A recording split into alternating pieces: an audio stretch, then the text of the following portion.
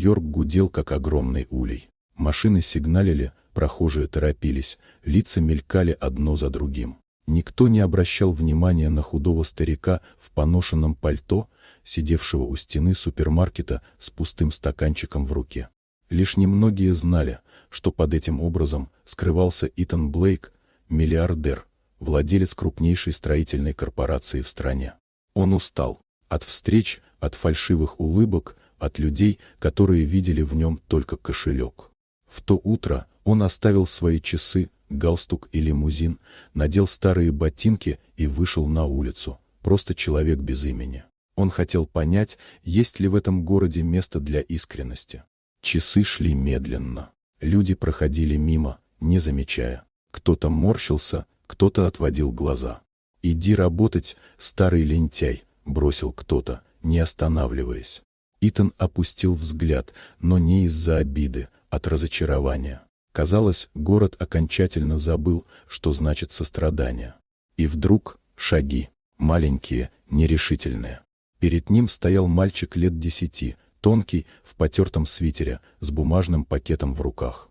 Он замялся, потом тихо спросил: «Дядя, вы голодны?»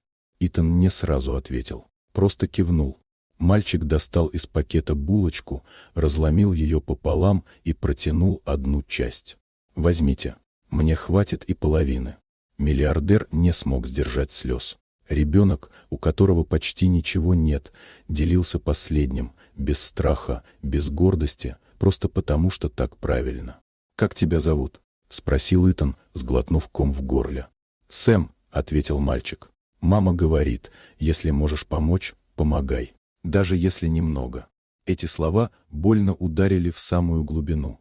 Блейк достал из внутреннего кармана маленький конверт, тот, который взял на всякий случай. Он протянул его мальчику. «Это для тебя и твоей мамы. Только одно условие — никогда не переставай быть таким». Сэм растерялся, не зная, что сказать. «Но я ведь ничего не сделал особенного». Итан улыбнулся. «Поверь, сделал больше, чем многие взрослые за всю жизнь».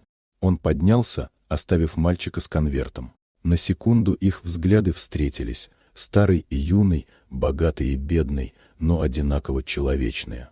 Позже, уже в своей квартире на 50-м этаже, Итан снял пальто и долго смотрел в окно. Внизу гудел город, все тот же, равнодушный, но теперь он видел в нем свет, слабый, но настоящий.